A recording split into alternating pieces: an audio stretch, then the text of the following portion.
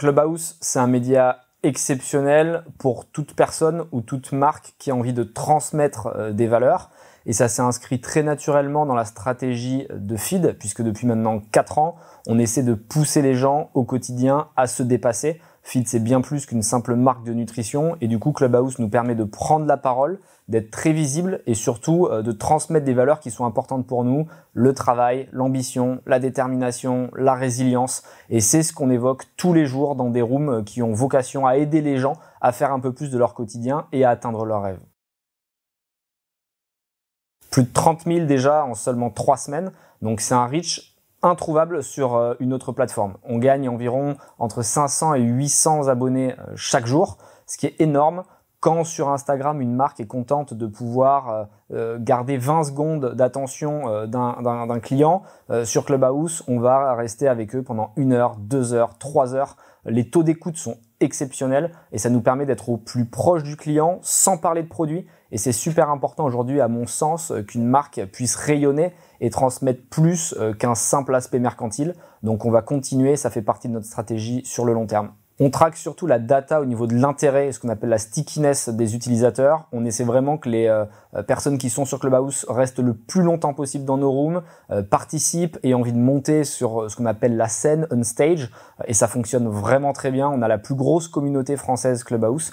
Donc c'est bon signe et ça montre que même si on vend de la nutrition, on peut aussi aller plus loin. Et c'est même, à mon sens, ce qui permettra à toutes les jeunes marques de réussir parce qu'elles auront de la fidélité dans leur communauté et les gens qui achèteront leurs produits ne le feront pas juste parce qu'ils ont faim, mais parce qu'ils veulent participer à une aventure qui est beaucoup plus large, beaucoup plus globale, beaucoup plus communautaire. C'est toujours le cas, c'est difficile, il y a des vagues et aucune croissance est rectiligne. Donc il y a des moments incroyables où tu marches sur l'eau et il y a des moments où c'est plus dur, notamment avec le Covid. Mais on a toujours à cœur de devenir un grand de l'industrie agroalimentaire. Je vois qu'en plus en ce moment dans certains grands groupes français, il y a des changements qui se font pour de bonnes raisons, je pense. Donc il y a des places à prendre et on va pas manquer le coup. On a fait, pour rappel, 2 millions la première année, 7 millions la deuxième et 10 millions la troisième, donc c'est des résultats exceptionnels. Et on a des Américains qui sont rentrés au capital depuis qu'on s'est parlé et qui nous ont fait signer des contrats extrêmement stricts. Mais l'évolution de la marque continue à être incroyable. Le awareness, la notoriété, c'est vraiment fou. C'est très rare en France qu'une marque aussi jeune fasse autant parler d'elle. Et c'est exactement la stratégie qu'on mène avec Clubhouse ou d'autres réseaux sociaux. On est bien plus qu'une marque. On est une marque générationnelle qui montre à tout le monde, et en France c'est la première fois que quelqu'un le fait, qu'au final on peut avoir envie de faire de grandes choses, on peut avoir envie de se dépasser sans forcément être un capitaliste, mais en faisant des choses qui nous plaisent, qui nous passionnent, et c'est ce qu'on raconte avec Feed, et c'est ce qui explique en fait la notoriété de la marque et la communauté qui s'est très vite construite, et c'est pour ça qu'on ira plus loin que de la simple nutrition. Le chiffre le plus flagrant qui me vient en tête, c'est la notoriété de la marque. On a fait une étude dans les grandes villes françaises. Il y a plus de 65% des gens qui connaissent Feed. C'est exceptionnel. C'est la preuve que notre stratégie a payé, que c'était bien de commencer en étant clivant. Même si au final, évidemment, ça a fait beaucoup de débats, il y a eu des buzz, des bad buzz. Au final, tout le monde a un avis sur Feed. Et maintenant, l'objectif, c'est d'expliquer aux gens qu'on n'est plus seulement un repas complet, mais plutôt une solution de nutrition pour tous les moments de la journée. C'est-à-dire que quelle que soit ton occasion, au réveil, quand tu as un petit creux, quand tu veux déjeuner, quand tu veux dîner, quand tu sors de ta salle de sport, quand tu es dans le train, quand tu te chilles devant Netflix, il y a un produit qui est adapté et Feed devient une sorte de différents blocs de nutrition dans lesquels tu peux piocher tout au long de ta journée.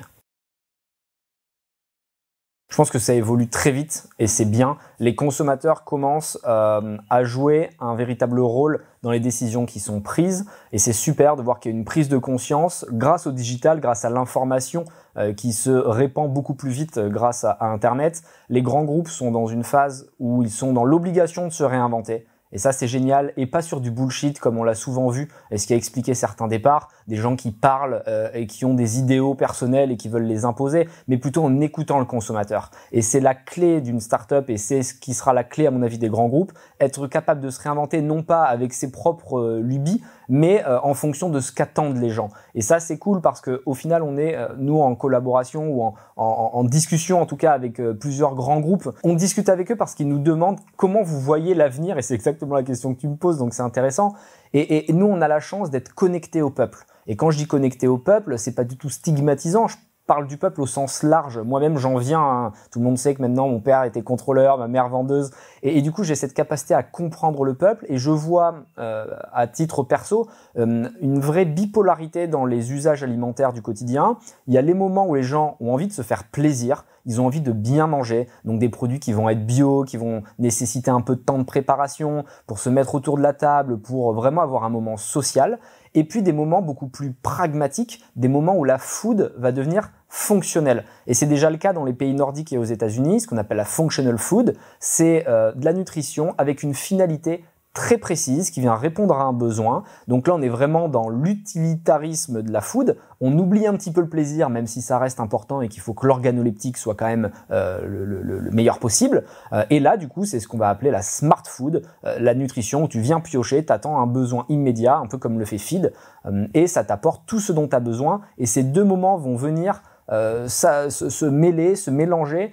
Et l'objectif de l'un n'est pas de supplanter l'autre complètement. Au contraire, je pense qu'il vaut mieux les marier et réussir à les utiliser de la meilleure manière pour pouvoir avoir une alimentation, encore une fois, qui est la plus saine possible. Et ça, tout le monde a pris conscience aujourd'hui que ça avait un impact direct sur ta santé, sur ton bien-être au quotidien. C'est intéressant et je pense que tout founder doit se poser la question: quelles sont mes valeurs personnelles? Et c'est souvent ces valeurs personnelles qui doivent être transmises à la société. Je pense qu'une bonne startup, c'est une startup qui est le prolongement de son fondateur ou de sa fondatrice. Et du coup, mes valeurs perso, c'est travail, ambition, détermination, résilience, passion. Ben, on va garder exactement ces valeurs qu'on a imprimées sur tous les murs. Au début, je trouvais ça un peu bullshit de mettre ça sur les murs, mais c'est la clé parce qu'au final, c'est ce qui permet de créer un lien entre toutes les équipes, avec le fondateur, avec les partenaires extérieurs. Et c'est vraiment aujourd'hui ce qui nous permet d'être motivés, d'être alignés sur la méthode. Ça veut pas dire que ces valeurs sont meilleures que les autres, mais ça veut dire que c'est mes valeurs et que quelqu'un qui ne rentre pas dans cette description ne pourra pas s'épanouir chez Feed. Et c'est super important parce qu'au final, il faut prendre du plaisir. On travaille très dur parce qu'on est dans une start-up. Et du coup, si on n'a pas la même vision de la vie, la même vision de ce qu'on doit faire, ce sera compliqué d'être aligné sur le long terme. Et c'est effectivement, comme tu l'as dit, ma plus grande chance d'avoir trouvé des gens fidèles, qui sont bons, qui sont chez Feed, pas seulement pour leur salaire, mais parce qu'ils veulent écrire une page de l'histoire avec nous. Et c'est vraiment grâce à eux au quotidien qu'on arrive à faire de belles choses. C'est important, selon moi, d'avoir une authenticité à 100%. Et donc la bienveillance, l'empathie, ce sont pas des valeurs qui viennent naturellement chez moi. Je comprends que d'autres startups les utilisent et si c'est vraiment dans leur ADN, grand bien leur face. Moi, je pense pas que l'univers startup soit bienveillant. Je pense pas qu'il faille être ami avec tes concurrents. Il y a un dicton que j'aime bien, c'est en anglais, mais ça veut dire winning is not enough, others have to fail. C'est-à-dire que tu dois pas juste gagner, tu dois détruire les autres, tu dois détruire la compétition. Et je pense vraiment que c'est très naïf de se dire moi je vais prendre 20% du marché, je vais en laisser 30% à l'autre. Non, nous on veut tout prendre, on veut être en hégémonie totale. Il n'y a pas de compétition en fait. La compétition c'est pour les losers. Et nous on doit même pas être dans la compétition, on doit être au-dessus. Et tu ne peux être au-dessus du marché que si tu crées quelque chose de grand, de générationnel. Et c'est pour ça qu'avec Feed, au lieu de parler de bienveillance, on parle plutôt de révolution. Et on se dit tous les matins quand on arrive au bureau, quel est notre objectif? C'est de créer une révolution en France en remettant la méritocratie au cœur de la société. Et la méritocratie, c'est bien plus efficace que la bienveillance. Ça veut pas dire qu'on se tape dessus chez Feed, ça veut pas dire que c'est les uns contre les autres. Ça veut simplement dire que les 4-5 valeurs principales pour nous, ce seront toujours les mêmes. Travail, passion, ambition, résilience, révolution. On a eu évidemment beaucoup d'offres à la fois d'industriels ou de financiers. Aujourd'hui, Feed ne se vendra jamais ou Feed va faire un IPO, c'est impossible. Je pense qu'on a vu avec le Covid qu'il faut se concentrer au jour le jour. Ma seule obsession, c'est d'être aligné avec mes valeurs et de faire de Feed une marque générationnelle. Je pense que le business, c'est infinite game, c'est-à-dire qu'il n'y a pas de coup de sifflet final. C'est pas comme un match de foot où à la 90e tout est terminé. Moi, je veux gagner sur le très long terme et je veux faire de Feed une réussite exemplaire. Je pense qu'un fondateur de début d'aventure n'est pas forcément le meilleur fondateur pour la fin de l'aventure parce qu'il y a une évolution au quotidien de ce qui se fait et j'ai pu l'observer. Au début, tu as les mains dedans, tu es vraiment dans l'opérationnel pur et dur. Petit à petit, tu deviens un recruteur, ensuite tu deviens un manager, Ensuite, tu deviens un porte-parole comme je le fais en ce moment. Tu personnifies la marque, tu essaies de faire rayonner les valeurs de la manière la plus forte possible. Et tout ça, c'est des nouvelles phases et à chaque fois, on doit apprendre, se remettre en question.